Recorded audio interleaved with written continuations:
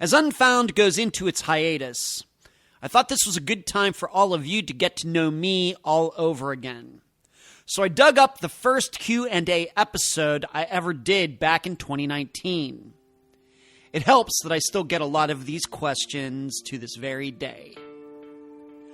I'm Ed Denzel, and this is Unfound.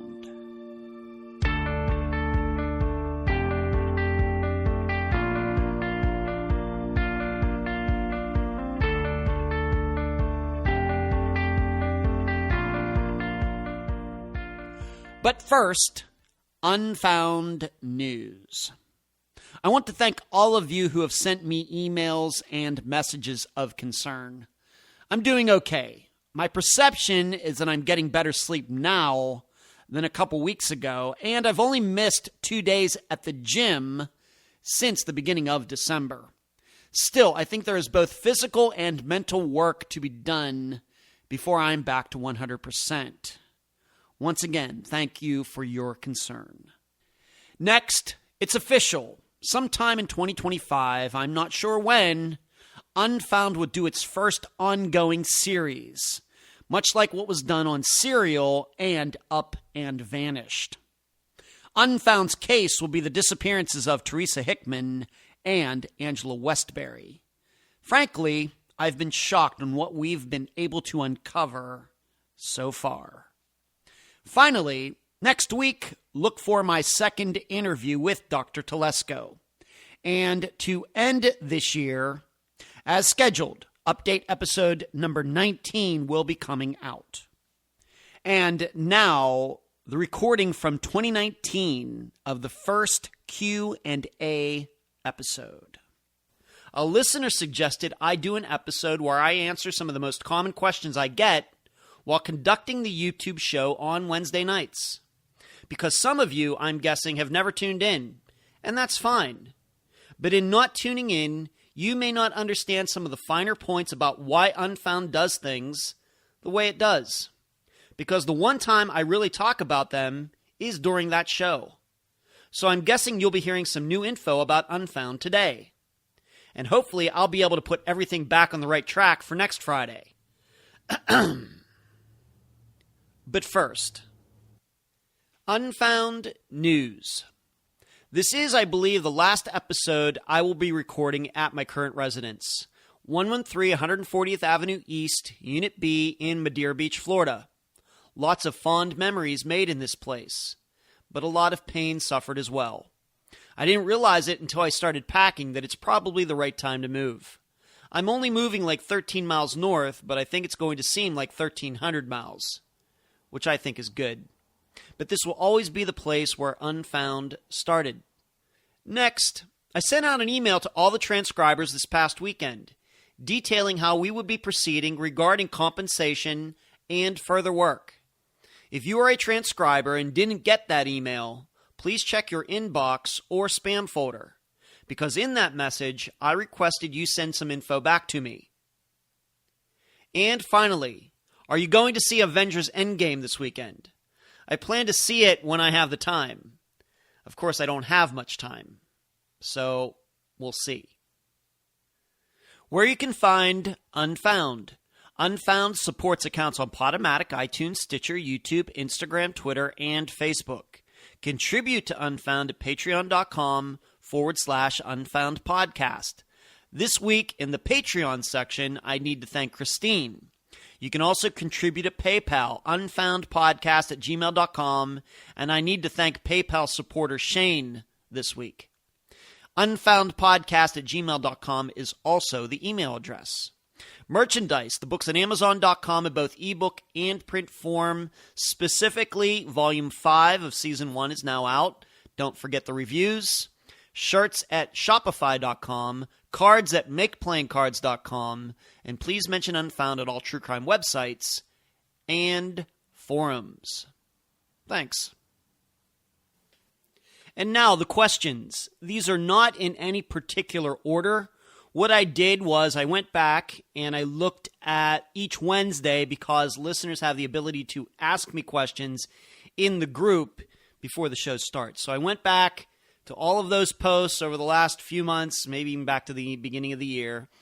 And these were the questions that have come up maybe more than once. And I thought some interesting questions that would give you more in-depth knowledge about Unfound and, once again, why we do things the way that we do them. So here you go. Oh, and one more thing. I'm not using a script or anything. I'm just doing this all off the top of my head. I have the list of the questions in front of me, but I will be answering them all off the top of my head. The most common question I get is, how did I get started doing this? Well, this is going to seem very funny to you. Is that I had no idea that there was even a true crime podcast community. I don't know, 2015, I guess it would be. I started listening to the Maura Murray podcast. Yes, that's true. Especially it's maybe a bit humorous considering what I've said about the Maura Murray disappearance once I started Unfound. But I started listening to that podcast. I would not say that I ended up listening to all of the episodes, but I listened to quite a few of them, and then I will admit I lost a little bit of interest in it after maybe a few months. But then some of you, I'm sure not all of you, but at least a few of you know that I actually did another podcast before Unfound. And how that happened is I ended up meeting a woman online who also was listening to the Maura Murray podcast. And we just started talking about cases in general. And then we came up with the idea of doing a podcast together. Once again, I did not even at that time understand how big true crime podcasting was. I'm telling you the truth. And we started that podcast in maybe April of 2016, but we only made it until the beginning of July and things fell apart. And I'm just going to leave it at that. But I knew at that point that I wanted to do a podcast, a true crime podcast, and I wanted to do something different than what we had been doing. And so Unfound, the program that you now know, that you're listening to now, got started in September of 2016, and it became an interview-based true crime program. In contrast to the one where she and I were hosting together, there were no interviews. It was more your standard type of situation where we just talk for like an hour. So that's how Unfound ended up getting started. Now, even going back farther than that, I've just always been interested in disappearances. Going back, I'm 48 years old, in search of unsolved mysteries, Cops. I can remember watching Cops back in high school in the 1980s. And I've always had an interest in, of course, plane crashes, plane disappearances. That's why I've taken such an interest in, for example, the disappearance of Flight 370, Amelia Earhart, D.B. Cooper, et cetera, et cetera, et cetera. And even some ships and other things. So for Unfound to start in September 2016, it was actually a long time coming. I wouldn't say I always planned on it. Of course, podcasting didn't even exist in the 1970s or 80s or 90s or even some of the 2000s. I think podcasting maybe started in the later 2000s. But I just saw an opportunity to use my abilities, my mind. Don't ever ask me to manage people, but I can manage ideas fairly well. Picked up some experience in other areas, public speaking, improv, talking, speaking, things like that, that I believe help do the interviews that we do for Unfound. So that's how I kind of got started. It wasn't in the grand plan of anything. I think that if you'd have told me in 2000, even 2015, that in 2019, that I would be doing a podcast interviewing family members who've lost loved ones to disappearances, and that was my phone in the background. And I I would have said, what? Well, that's crazy. Here I am. But it's one of those things, though, and maybe you've experienced it yourself, where you do all these sorts of things that you think you were meant to do with your life, and then you happen upon something, and it's such a good fit for you, for who you are, your mind, your emotions, your physical abilities. It's not something that you could have ever predicted.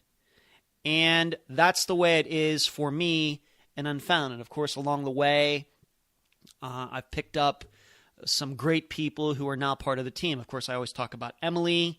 I talk about Cherie. Just recently, Dr. Eric Grabowski, who was the guest for the Donna Mikalenko episode, has come on the team as well, doing some things behind the scenes. And there are so many others that I can rely on to make this program what it is. And that's why I'm doing this Q&A today, because it's a little frustrating then on a Friday when I cannot bring an interview to you, because that's why I'm here, and that's why the team exists, because we're here to solve cases, period. So that's how I got started. Just could never have planned for it, ever. Next question. This is one that also comes up, and it takes a little bit of an explanation. Why do you have the rule that a case has to be a year old before covering it? Here's why. The guest will tell you that it takes a little bit of work to be interviewed for Unfound, because there are a lot of steps we go through before an interview is conducted. I will talk to the person once, and I'm going to maybe get into a question later that is along these lines. That it just takes up a lot of time, first of all, for a guest to be on the program. And it's a lot of work for me, and it's a lot of work for them. And the reason that I came up with the year stipulation at the beginning is because I knew that I wanted to cover cases that were older. And here's what I know. If Unfound was a program that we would just cover any disappearance that happened at any time, primarily in the United States or in Canada, and I would, of course, love to branch out. Of course, I've already, right at the beginning, we did a disappearance in Africa, but in England, Ireland, Japan, whatever the case may be, I know eventually those are the only kinds of cases that Unfound would be doing. Because those are the people, it's just happening to them right at that second. They're looking for any media outlet to talk to, and I'm sure that they would find us. And that's fine. But I know eventually it's like a slippery slope. Once you would let in one case that's only, for example, a month old, then that's all you'd get. And frankly, I think that older cases need more coverage. How many people have you heard on this program, how many guests tell you about how there hasn't been any new information in years? They haven't talked to the police department in years. There hasn't been any media coverage in years. Well, the unfortunate part is that doing this program and covering these cases is a zero-sum game. And what I mean by that is, if I cover this case over here, I can't at the same time cover this case over there. All right, they are two separate things. Now, I can juggle between myself and Emily. We can juggle several cases at one time. But when it comes to the bare bones of doing an interview or something, in my opinion, it's a weekly program. Any more than if we were to do twice a week, I think the quality of the program would go down. There are only so many weeks in a year, only so many years in a lifetime. And I just happen to believe that the older cases need more attention. The truth is that these new disappearances, as you know, if you follow me on Twitter, I post recent disappearances on the Twitter feed just about every day. In the group, on the page, listeners post disappearances from their areas, new ones on the group, on the page. They tell me about them. And so it's not like we don't cover them. It's just we don't do episodes about them. Okay. I think the closest one, I think maybe Jessica Hamby's is one where right after the year passed is when we covered that case. I think that's the closest one we've kind of come to that stipulation, that rule. But that's just my attitude. And I feel for all of these people. I feel bad for every single one of them. But at some point, you just have to make a decision. I know, for example, Marissa over at The Vanished, she has a little bit different attitude. Fine by me. That's her program. She can do what she wants, being it's kind of similar to what we do here. She can do whatever she wants, but I'm just explaining to you my logic behind what we do. Here's what I know. If I were to accept any case at any time, then you wouldn't have heard about the McDaniel sisters. You wouldn't have heard about Nicholas Masucci. You wouldn't have heard about Donna Mikolenko from the 1960s. You wouldn't have heard maybe about Evelyn Hartley from the 1950s. I think that's pretty clear. You wouldn't hear about Dale Kerstetter from the mid to late 1980s. And who knows what other disappearances might have gotten pushed to the side because of new ones. Whereas those old ones, they need attention too. There's people that have been living with those disappearances for 30, 40, 50 years. And we as the public have a responsibility to help them too. So that's what we're going to do. So that's why the rule is, could I have picked 2 years? Could I have picked 10 years? Of course. But I think a year works because by that time, a lot of maybe the rumors and things have started to maybe die down. At that point, unfortunately, a lot of police departments have already started to move on. And then I think Unfound can come in and try to boost it up again. Maybe look at some new avenues, try to help these people behind the scenes, give them suggestions and recommendations. Have they tried this? Have they tried that? So that's the reason the rule got started. Okay. Let's move on to the next question. This is also a very, very common question. What is your favorite case? Or what is the case that continues to haunt you? I would put this in the category, any kind of question with superlatives in it. You can look that word up if you don't know what it means. I don't think about cases that way. All right, when anybody asks me, and I feel it's not just lip service to the question, but I don't have a favorite, quote-unquote favorite case. None of these cases haunt me. I don't put them in some sort of hierarchy. Well, these ones up here are really the ones I'm just really, really into. And then these ones down here, I'm just not as much into them. That just feels so wrong to me. These are all people. They're all equal. I realize some of them were doing some things they shouldn't have. And many of them weren't breaking the law or anything. But in my world, none of that matters. I continue to tell people, if there is a family member that wants to talk to me about their disappearance, I'll talk to them. I don't care what their loved one was involved in. I don't care. Now, we talk about it because many times what they're involved in could have led to their disappearance. But that's the only reason we talk about it. And in many times, I think we talk about it and we try to get by it as fast as we can. But it's still relevant, so we need to talk about it. So I don't think... I don't put superlatives on these cases as far as favorite, least favorite, most loved, most hated. That just feels so wrong to me. Now, I will say that some of them are bigger mysteries than others. We cover a lot of cases where it seems like there's a lot of good suspects. There are a lot of good suspects. But then there are a few where there are no suspects, and probably the first one that comes to mind is Jason Jolkowski's. Once again, a case, what was it, the second, third, or fourth case we ever covered for Unfound. That's one where there are no suspects. Jason wasn't involved in any illegal activity. It was a beautiful day in Omaha, Nebraska. He was walking maybe a half mile from his house to the high school to get picked up to go to work. Gone. No suspects, nothing.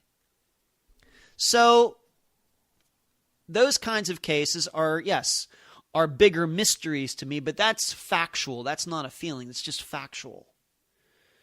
Where there are others where there's really only one suspect. And if we were to find out someday that it was somebody else, we would be really, really, really, really surprised. But from a standpoint of liking and not liking, loving, not loving, hating, not hating, I just do not think about the cases in that manner. And I really don't understand anybody who does think that way. The next question, this is one, I wouldn't say I get it all the time, but it's probably popped up, 5 or 6 times in the last 6 months.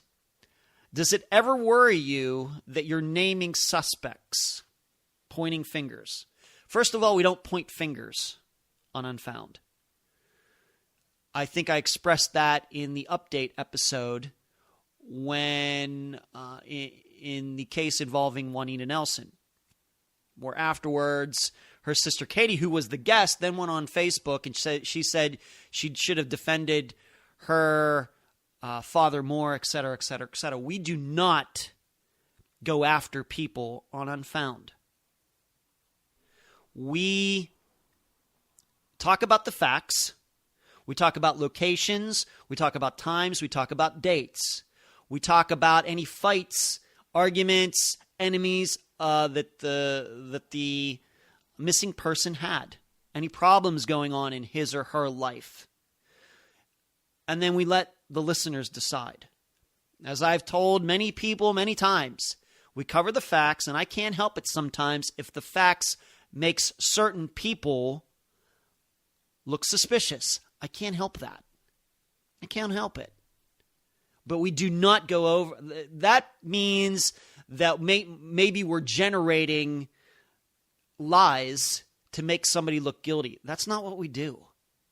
It's not what we do at all, ever. Ever. I would never ask a guest to lie, and I would never lie to all of you.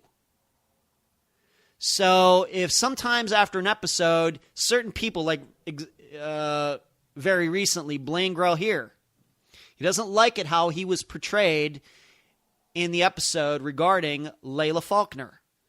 We didn't lie about him. And even then, after all that, I'm not so sure that he did cause Layla's disappearance. I'm being honest about that. But he was upset, and to which I say, we just talk about the facts, and that's it. We just talk. We're not going after anybody. And in fact, I will tell you, I have had a couple conversations with people who wanted to be guests that seemed to me to be hell-bent on saying things and doing things, and those people are just not welcome on the program. Just not.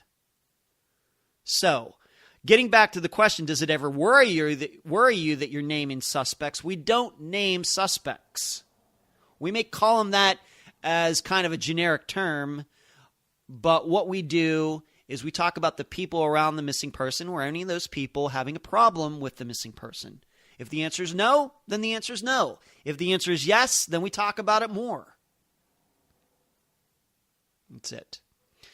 But for me personally, and I think this question has also been asked of me in a kind of a different light. Ed, do you personally worry about your own safety, naming suspects? And of course, we've gone after at least one biker gang, and we've talked about some guys who I just don't think that were very good people.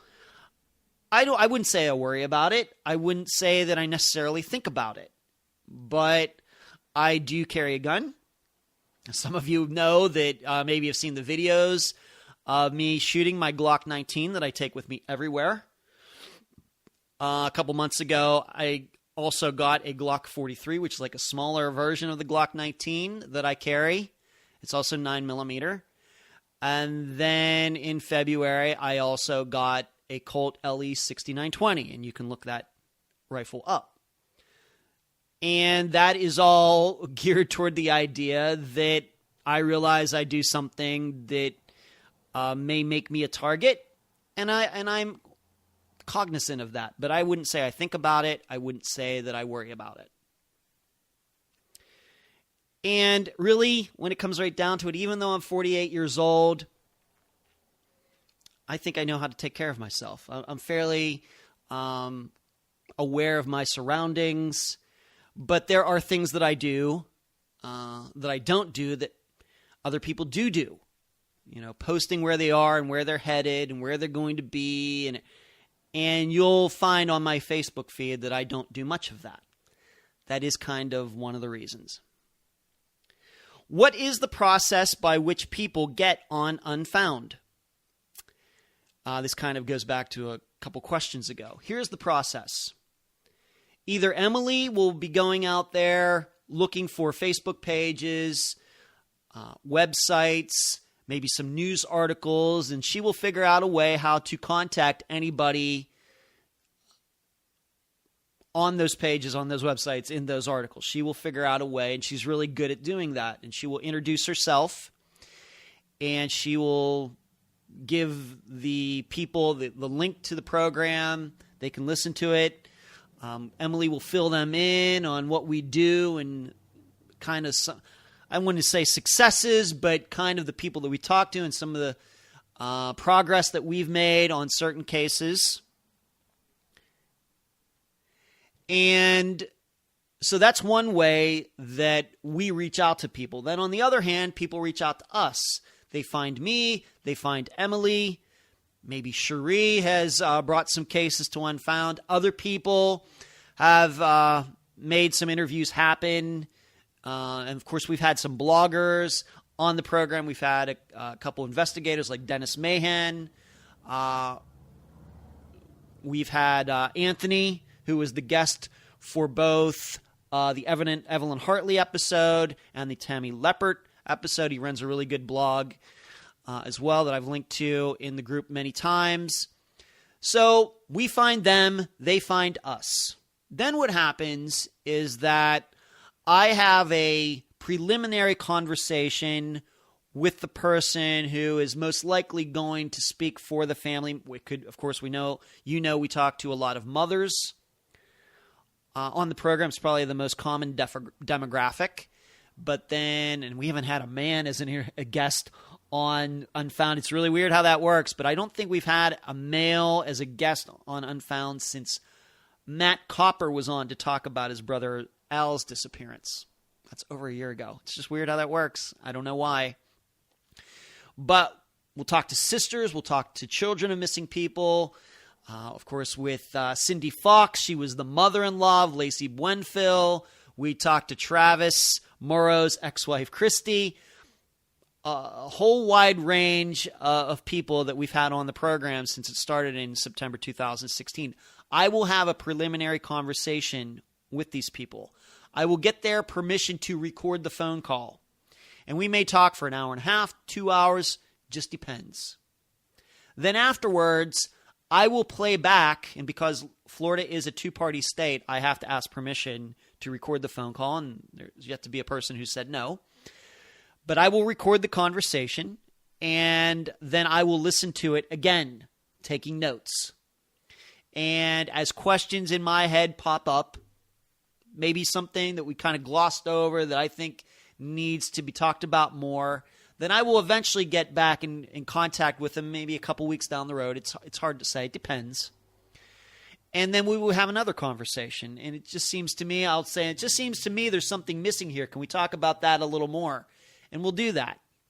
And this will go back and forth until I think that we have fleshed out everything we can regarding information on the case. Now, in that process, we do theorizing. You know, on the program, we do not do theorizing. I don't do theorizing with the guests. And maybe once in a while do I get into a little theorizing in my summations. Usually not. I usually just talk about facts that I think maybe are interesting or contradicting, something like that. But we do theorizing in the preliminary conversations and conversations after that. But I make clear to them, we do not do theorizing during an interview. Many reasons for that, because that's one of the ways you can get in trouble, and I will, maybe that's going to be another question that I'll get to before this episode is over. So finally, what will happen is once I think I have a good handle on the information to the point where I think that I can be a good interview, I can ask the right questions, I can understand what's going on, I can maybe point out some facts to them, information to them that I think that they need to look into further. Then I will put together an interview outline. And an interview outline is nothing but everything we've talked about in an organized order. That's all it is. I will type it up. It's usually 2-3 pages in a doc file. And I will email to them. They look it over. All information that is talked about on Unfound is pre-approved by the guest. We don't bring up anything. We don't talk about anything that they haven't approved beforehand.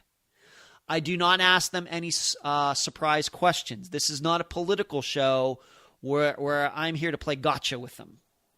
I'm here to help. So they look over the outline, and it may be that they say, you know what, I don't want to talk about this. So can you X that out?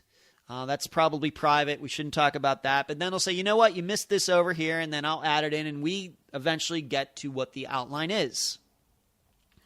We then schedule a time to talk, and I interview them over the phone. And once again, the call is recorded. What happens after the interview is that the file that is generated, I send to my Mac computer, and then I will listen to the interview again. The only things that I take out are mistakes. What you hear during an interview is exactly the way that it plays out. Now, because it's pre-recorded, we have the opportunity to take a break. If maybe something is unclear or something, we need to stop for a moment to talk about it. We'll do that. Once again, mistakes that I make a lot of them, even after 120 some interviews. The guests will sometimes say some things, then they want to rephrase it. We can go to the bathroom. There have been some times where the phone calls have gotten cut off mid-interview, and so I'll call them back, and then I'll splice all the files together. In the end, you, the listeners, don't even realize that any of that has happened. Okay? You don't realize it.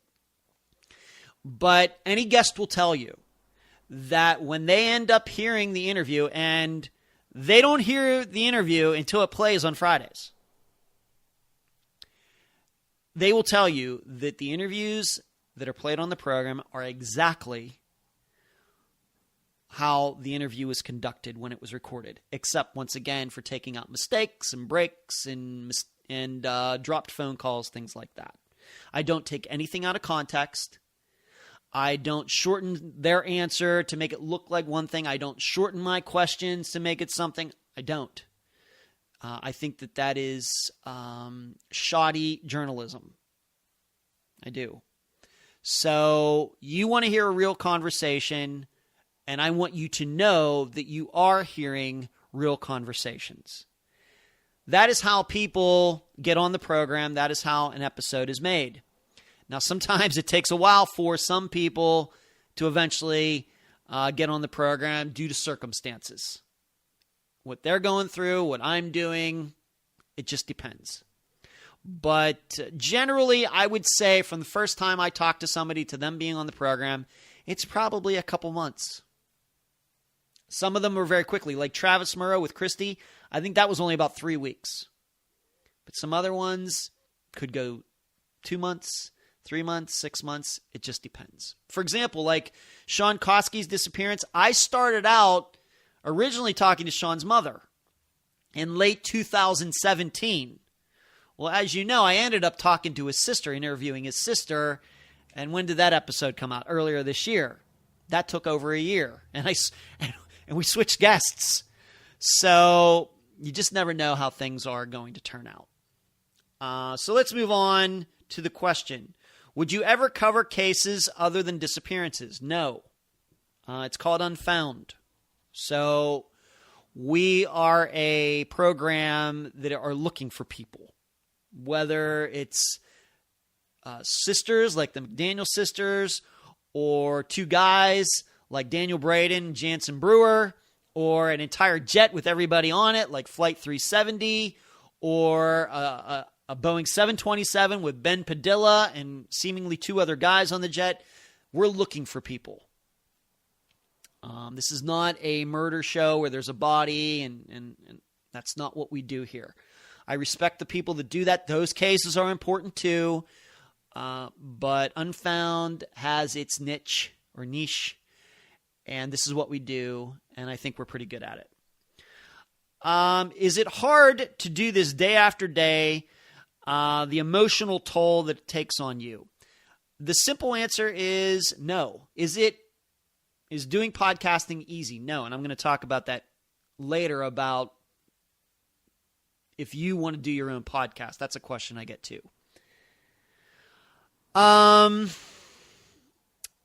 It does not take an emotional toll on me because, frankly, my job is not to be emotional in all of this.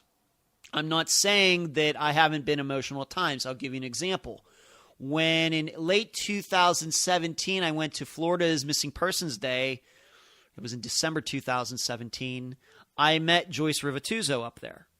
And they had a ceremony, and I can tell you I was very emotional for that. Yes, you can't help but be that way. But for Unfound, the people that I talk to are relying on me to be objective. They're relying on me and Emily and Sheree, anybody who helps in any of these cases. They're relying on us to be objective, to be professional, to be rational, logical, and that means you have to keep your emotions out of it. I feel for all of these people. I feel horrible for all of them, but they don't come to me. They don't come to Unfound for a shoulder to cry on. They're looking for answers. They want answers, and we want to help them get those answers. Although it seems sometimes I do play a little bit of psychiatrist, because I do think that I've learned quite a bit about trauma from what they've experienced, although I've not personally experienced it myself. I mean, the closest that I can even relate to it now is when my mother died 6 months ago, but it's not the same. You know, I was there when my mother died. I know why she died. I got to say goodbye to her.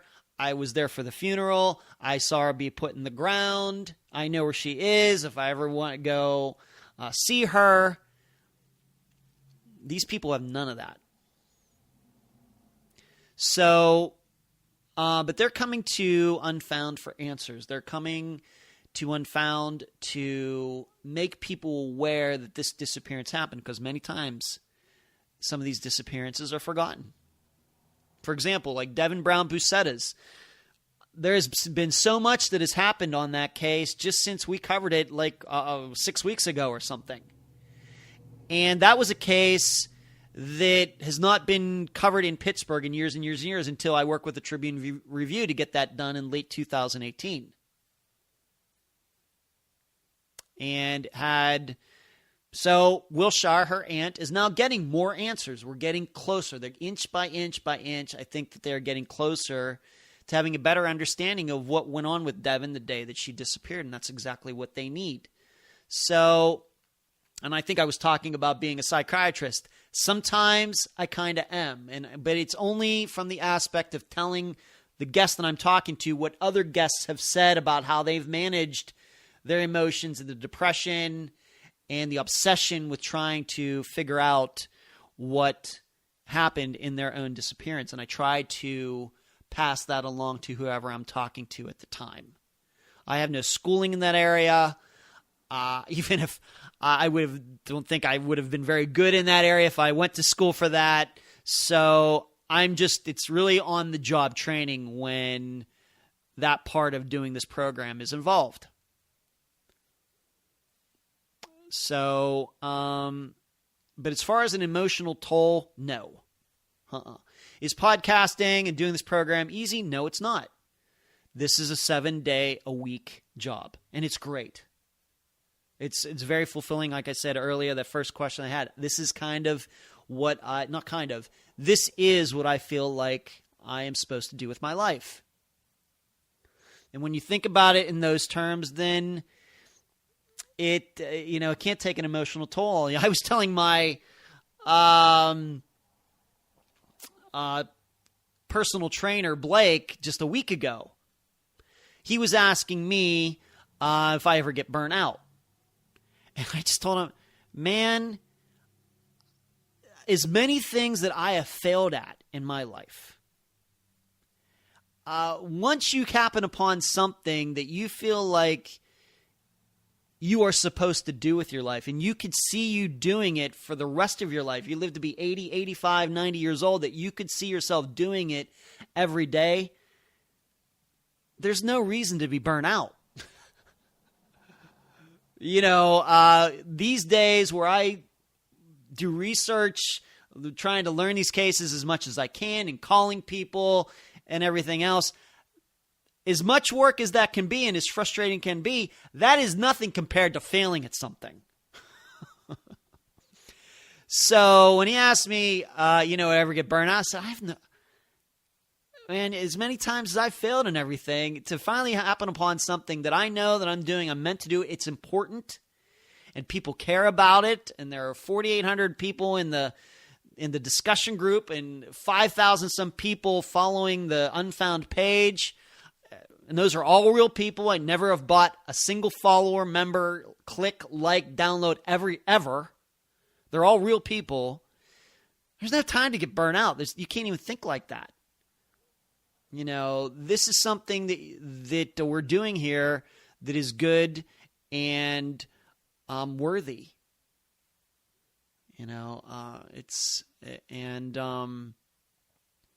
So you can't worry about the emotional toll. I don't think there is one. For me, for them there is.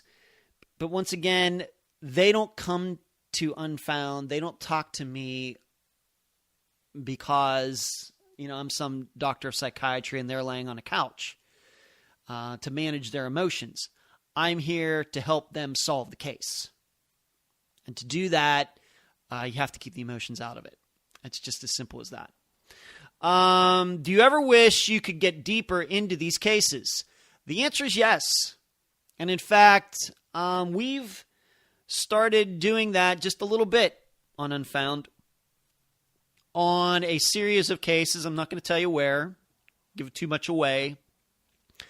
But between myself, Emily, Cherie, and Eric, we have kind of taking a little branch here and there, me doing some things, them doing some things. We are getting into some cases that are more what I would call long-term projects, cases that we are working on in the background. And the way you would judge that is that there are just maybe some facts about these particular cases that warrant more in-depth understanding of what happened. Because once you start talking to these people, more questions than answers are generated. So yes, we are getting into a little bit more of that, but you have to remember, I'm the only person that does this full-time. Emily has her own job. Cherie has her own job. Dr. Eric Grabowski has his own job. So they're doing this in their spare time. And I cannot thank them all enough. I'm the only one that does this full time. And since I'm the boss, I'm ultimately responsible.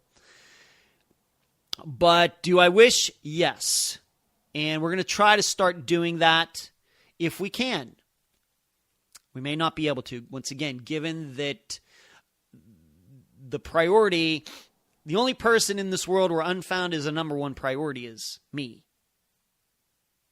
The other people who work with me, they do have other priorities in their lives. They have bills to pay. They have jobs to show up to. And I understand those are surely more important than doing their Unfound work. That they give their spare time to Unfound, what makes those people so special. Okay? That is absolutely true. So, and it's great working with them. But the simple answer is yes. Want to try to start doing that a little more. And there are certainly even cases that Unfound has covered so far where, you kind of look back at it now and said, well, if things were different, maybe some of those cases like 2 years ago when I was basically just doing the program by myself, really didn't have a team at the time, you'd like to go back and revisit some of those cases. And maybe one of these days we will. But that is happening, but it would be, right now what we're doing is cases that Unfound hasn't covered yet. Are there cases you won't cover? The answer is no. I will talk to anybody. Okay? Within the missing persons, once again, I don't do murders. I don't cover serial killers. We don't do conspiracies like UFOs or anything like that, as you know, on Unfound. Are there any disappearance cases that you won't cover? The simple answer is no. We'll cover any case. I will talk to anybody. However, there has to be, I don't want to put this, as I said before, I think already in answering another question, is that we're not going to cover any cases where I think that there is an agenda involved. That the people want to talk about these facts over here, but not these facts over there. They want to try to portray something in a particular light that is obvious to me isn't necessarily true. Okay, so I can't cover those cases if I think a guest is going to come on and push some agenda. Okay, I'm also, as I stated before, I'm not going to cover any cases where somebody's going on there and the only reason they're on Unfound is to go after somebody. And in fact, just recently, I was asked by I was talking about the Abeda case, disappearance, where eventually the sister of the missing, it was a missing child. Unfortunately, I don't know that case well off the top of my head.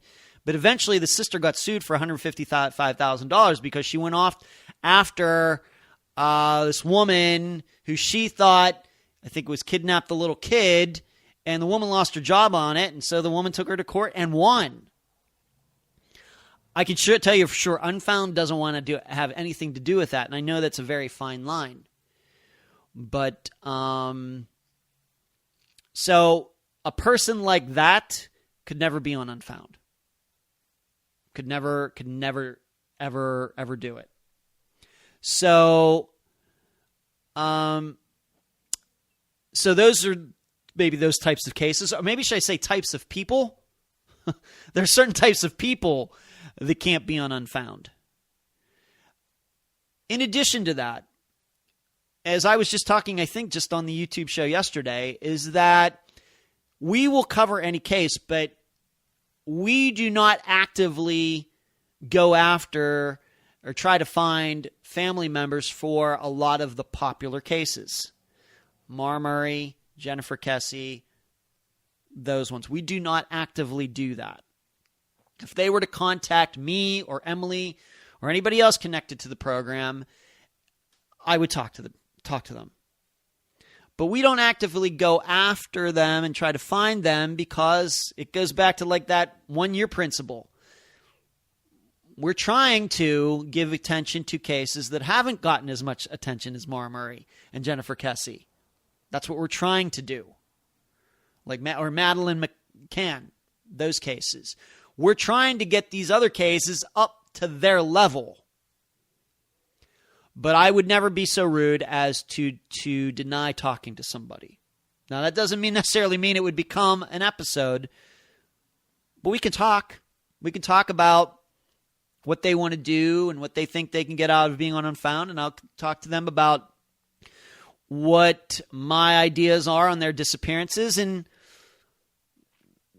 maybe there will be some conflicts there, but I will talk to them and try to help them out in any way that I can. But we do not actively try to contact families of cases we perceive as being very, very popular. Are there cases that you'd like to cover but haven't yet? That's like asking me the question before about my favorite case, my least favorite case, the one that really haunts me or anything else. I would like to cover every case, but that's not going to happen in this lifetime. There are too many disappearance cases for me to ever. I could be doing a daily program and not cover all the missing persons cases, even just here in the United States, let alone the world. So there are not any cases in my head that, man, I really hope we can do that one day. There is not one case in my head right now that's like that. I take the cases as they come. Meaning somebody emails me out of the blue. Oh, yeah, let's do it. Yeah, great. Or Emily happens to find a Facebook page. She contacts them. They get back to her. Yeah, let's do it. This is how we handle things. But I would not say that there's a case up in my head that I really, really, really absolutely need to cover it. And if I don't do it before Unfound ends in 2057, the year 2057 or something like that, just pick the year out, that I'm going to feel bad about it. I'm just going to continue to cover whichever cases we can, given who we can reach. How do I start my own podcast? So for anybody out there, this is a question I've gotten more privately. How do you start your own podcast? The first thing that I ever say to anybody who has contacted me, and it may not even have to do with true crime, whether they want to do disappearances or murders or anything from history, whatever, any type of podcast on any topic. My first statement is always that you have to do a program that is representative of yourself. You have to do something. You have to do a program that when you come to the microphone, you are you. You are not playing a character. Whatever type of person you think you are, introverted, extroverted, talkative, not so talkative, you're more of a feeler, you're more of a thinker.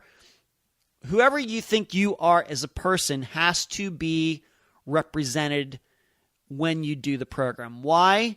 Because if you come to the program and you are a character, like you think that you have to alter how you talk and what your personality is and how you think, when you come to the microphone, eventually you're going to burn out.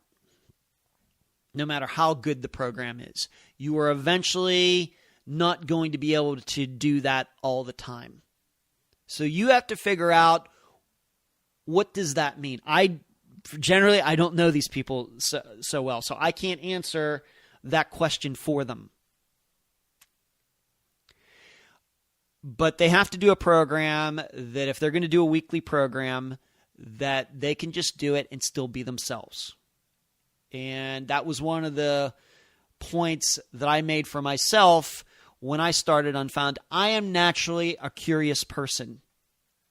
I like to ask people questions, especially about topics that I don't know much about. And even with something, for example, the weightlifting I've been doing over the last almost 3 months, going to the gym twice a week, working out with a personal trainer. I've been lifting weights since I was about 25. But still, even with my personal trainer, I ask questions about what we're doing, why are we doing it, what should the gains be, where should I be. It's just kind of the person I am. So when the issue was creating Unfound, it was very simple that, you know what, I'm just going to go out and find the people who know stuff. And if it's family members, that's who it is. We're going to have them on the program. I'm going to ask them the questions that I think you would all ask if you could. And then you'll get to hear from that person. That seems pretty simple enough to me, and I feel very comfortable playing that role. I do not need to see myself as a know-it-all, where I am dispensing the information. I'm more than happy to just ask the questions and let somebody else tell you what happened, what they felt, what they saw, what they heard, what they experienced. Fine by me. So that would be the first point that I would make with anybody who wants to start any type of podcast. The second point is that you have to do a good program. Don't get so caught up. And I was guilty of this at the beginning as well, and I can admit it. Don't get so caught up in the amount of downloads, the amount of likes, the amount of shares, the comments, the horrible reviews that you may get at the beginning when you start a podcast, because if anybody got horrible reviews at the beginning of his stint on his own as a podcaster, it was me. I'm here to tell you. That's true. That's true. You shouldn't worry about that. Just worry about doing the best program you can do. Whether that means you have to improve yourself, whether it means you have to improve the quality of the material that you're talking about, whether that means if you're doing an interview program, you have to raise the level of your guests and get better guests, or at least work with them more before they come on air, before you record the conversation. Whatever that means, you have to do a good program. Forget about the marketing. Forget about gaining all these likes and shares and everything else on Twitter. Forget about it. Do a program that every time you're done with it, you love it. All right? As long as that is the case, everything else that you do will eventually come around. Now, what that also means, though, is you have to be brutally honest with yourself. Brutally. About everything that you do. You just can't think you're doing a good program because you got it in the can on time and it got released on time. And that, a couple friends of yours are saying, oh, that's so cool. It's not good enough. It's just not. Not if you want to do it for a long time and have an impact on people. Now, if you just want to do it for fun, just because you have some spare time, then I guess that's something different. I can't relate to that. Here at Unfound, we do something our attitude's a little different. But if you want to be a professional, you want to do a serious program where people listen to it and say, wow, that person really knows what he or she is doing, then you need to do a program that is indicative of you, and you need to do a program that is good. Second, you shouldn't worry about Patreon and everything else. Just worry about getting the program to the point where you know it's good. And that's maybe going to take some time. And even for me, I listen back, I guess you'd say, to those first episodes. I didn't have the audio right. And that's still something I'm meaning to go back and change, because I know that I can make it better now with the skills that I have. But the audio is not where it needed to be. I didn't know they couldn't play the air conditioning in the background while doing interviews. A lot of things. I had the wrong app that I was using to record phone calls, record the interviews. Lots of learning that I needed to do that probably in retrospect I should have figured out beforehand. And I didn't do that. That's my fault. My fault. So that's what I would tell somebody. You'll notice I didn't talk about anything about equipment. Just get a microphone and get a computer that you can afford. And there's plenty of YouTube videos on how to hook it all up and record. And I use Podomatic, but there's all sorts of different hosting sites. Some of them are going to be a little more expensive than others. You can figure that all out. But what's under your control is the kind of program that you're going to do. And in any sort of pursuit like this, you have to, in my opinion, you have to take it seriously. If you just want to do it for fun, once again, I can't give you any advice on that. I mean, what I do is quote-unquote fun, but it's not entertainment. I take this program very seriously. So that's what I would say to anybody who is looking to start their own podcast about anything. It doesn't have anything. It doesn't mean it has to be true crime. About anything. If you can get those things right, then you're probably going to be around for a while. If you get those things wrong, then you're probably not going to be around for a while. Probably. Next, would I ever be involved in a TV show or film? Yes, but it would have to be in circumstances where I think that the TV show or film is representing the missing persons community in the real way. For example, I've seen some of the old episodes of Without a Trace from the 2000s, which was a missing person program. I could never be involved with a program like that because it's total hocus pocus magic, TV magic. That's not how the real world is. I've had a couple conversations with some TV producers, and I think I've even told all of you about them. And I've told them, we can't represent the missing persons community, what goes on with families, what goes on with investigations, the mistakes that are made, the anguish that families go through for years, and how cases can be unsolved for a long time, then I'm just not interested. The way that we do Unfound, which is very realistic, it is as truthful can get regarding missing persons cases. Because of that, I cannot be involved in anything that isn't produced the same way.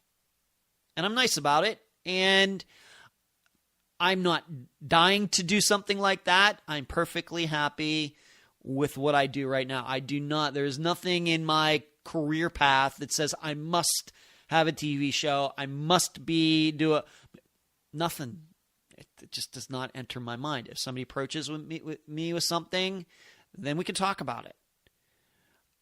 But I am not, if I do Unfound for the next 30 years and I'm never involved in a TV show or anything like that, I think I'll be just fine.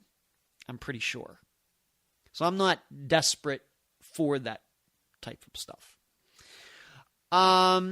Next question. This is a really good question. What are some things families should do when they have a disappearance happen? First and foremost, I know a lot of people have a lot of different ideas about this, and I've heard other people talk about it. I've seen what other people have written. First thing as a family that you should do, and the reason you should do this is because nobody else would be able to do this. The police aren't going to be able to do this. Nobody else. Unfortunately, you need to think worst case scenario right away. Now, if it just ends up that your child, your teenager, or somebody just comes back within a day or two, great. But I think that you have to go to worst case scenario first. And what that means is that you have to make out a list. As soon as you figure out that something's not right, you make out a list of those people who might have wanted to make your son, daughter, father, mother, brother, sister, friend go missing. That's what you have to do first. Okay, first and foremost. Anybody that you think would want to make that happen. Once again, you always have prepare for the worst, hope for the best. Then you automatically go try to find where those people are and figure out where. And if it's a day later, where were they yesterday? If it's 2 days later, where were they 2 days ago? If it was a week, you find out a week later, unfortunately, you try to figure out where they were a week ago. Why? Because the cops don't know your missing person like you do. You know their enemies, you know their friends. Whereas if you try to tell the police that, then you have to explain everything. Whereas you already know. You don't need to explain it to yourself, you already know.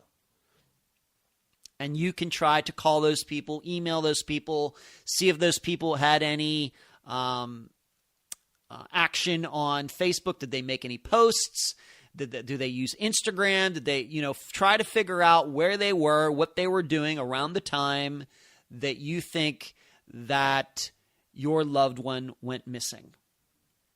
You'll be able to do it a lot faster than anybody else. And if it turns out that your loved one comes back in a couple days, he or she ran off to Vegas and didn't tell anybody, and then came back, then they're back, and it's great, okay? They're fine.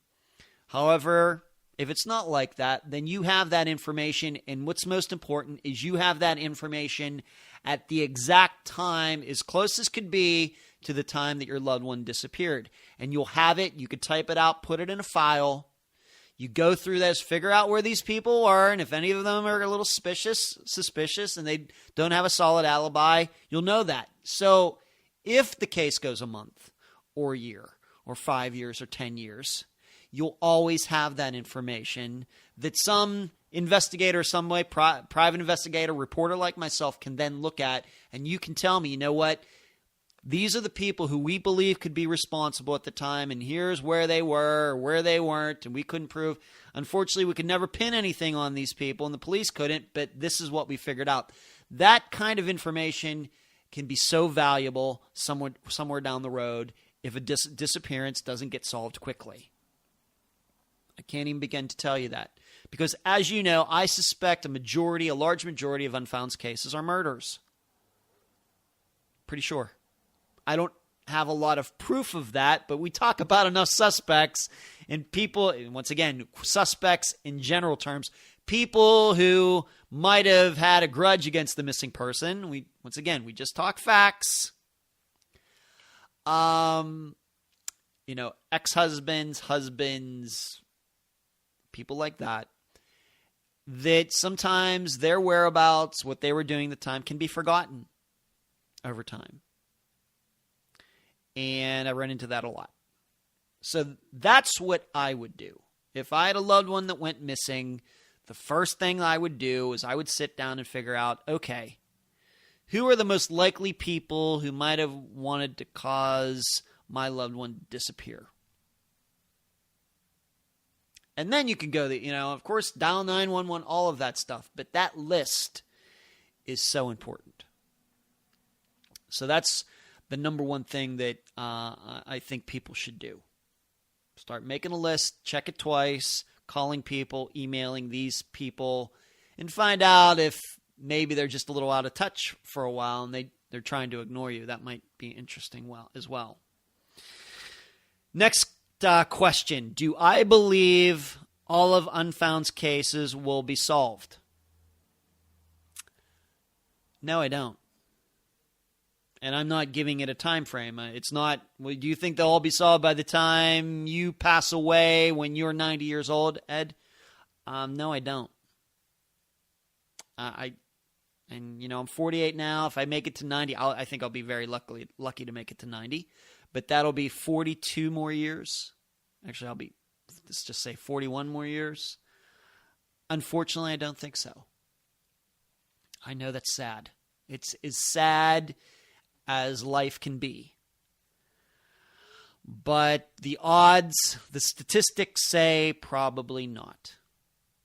And especially if you're looking at some of the older cases like Evelyn Hartley's, like Donna Mikolenko's, and some of these others, those are probably the ones that are least likely to get solved on top of everything else. So, if I live to be 90, that'll be the year 2060.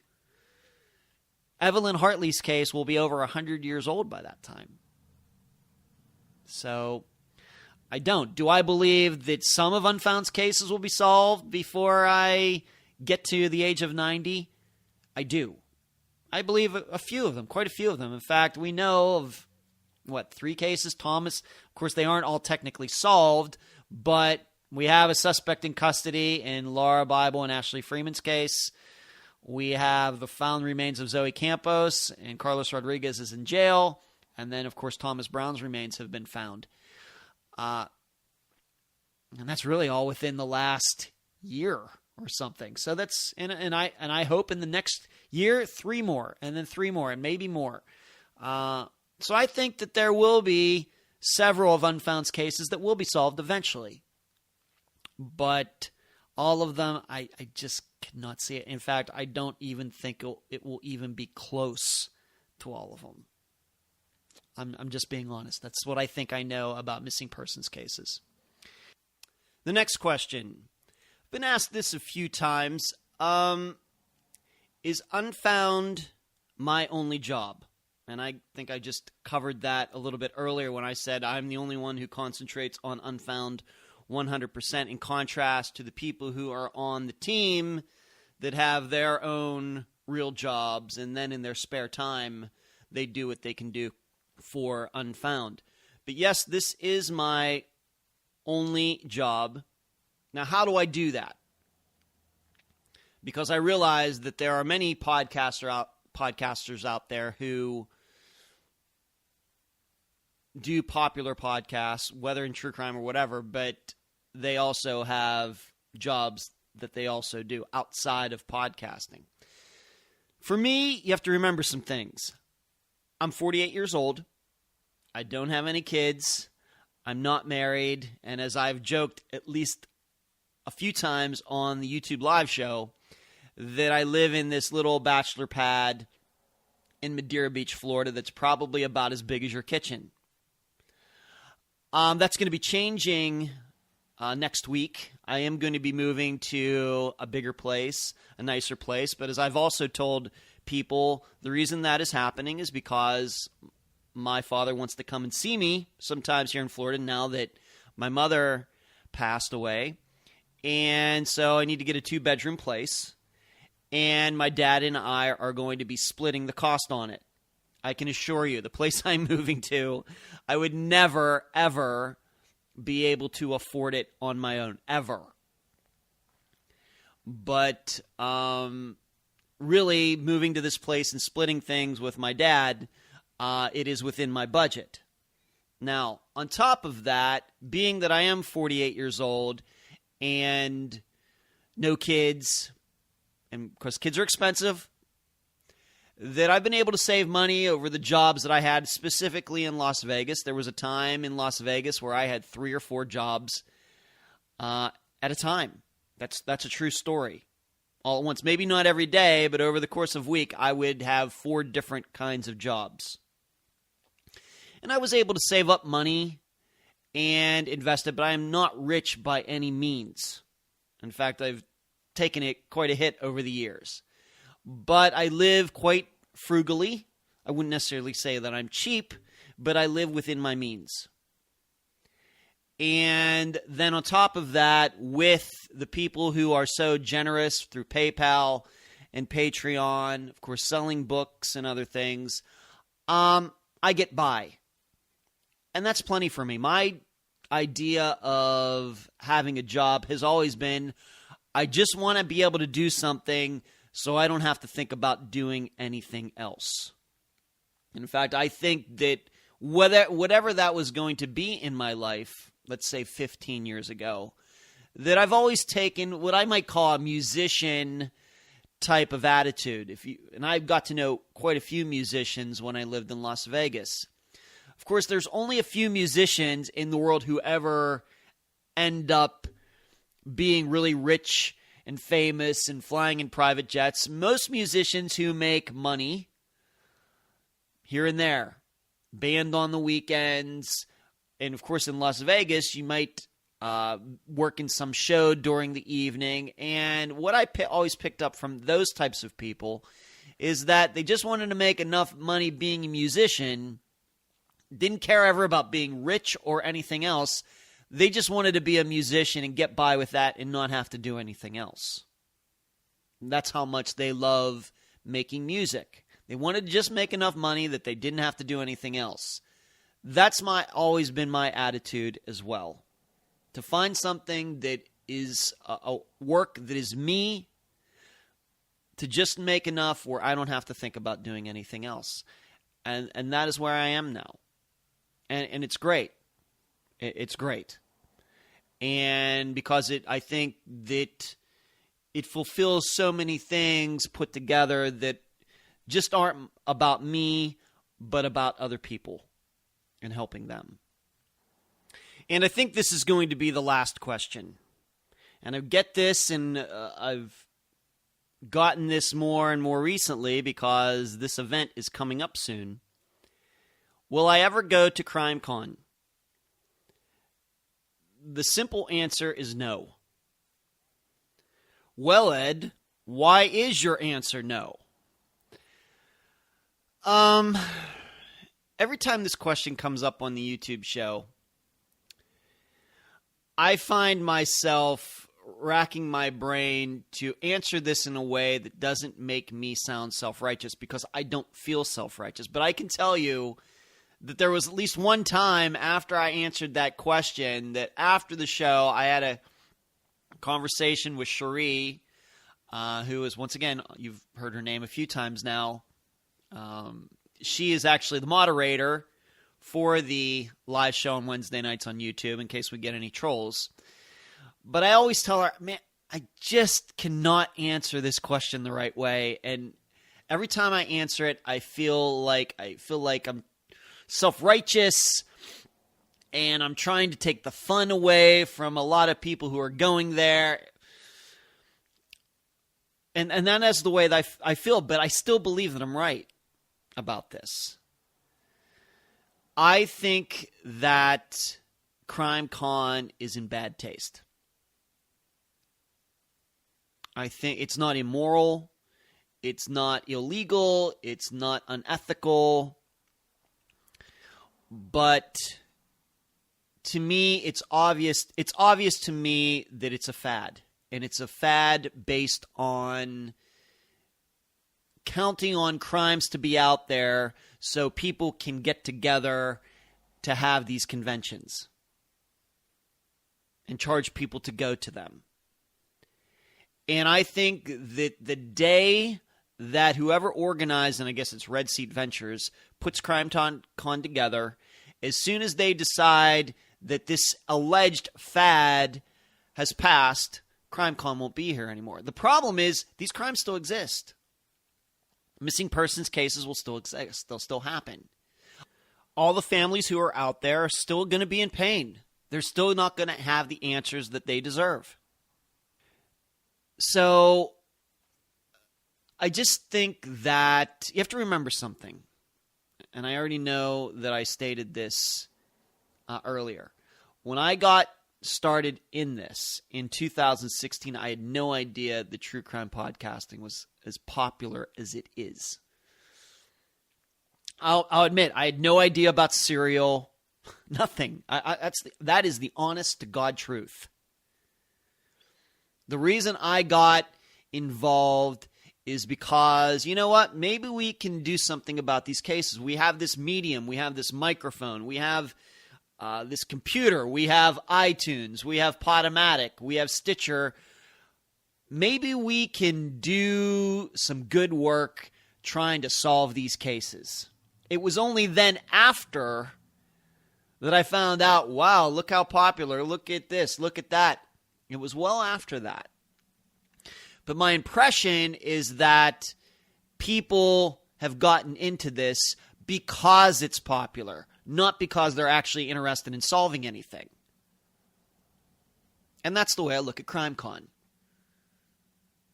That if they existed to solve crime, then it should be here from now to the end of time. But it's not going to be, because I think it's riding a wave of popularity. And frankly, I just can't be involved with anything like that. That is the opposite of the way I think about all of this. That's my answer. And that was the first Q&A episode I ever produced back in 2019. I was so young, I wasn't even 50 yet. I hope you enjoyed it. Maybe you found out some things about me and my attitude toward a variety of topics that you didn't know or maybe had forgotten. And that's the program. I'm Ed Dentzel, and you've been listening to Unfound.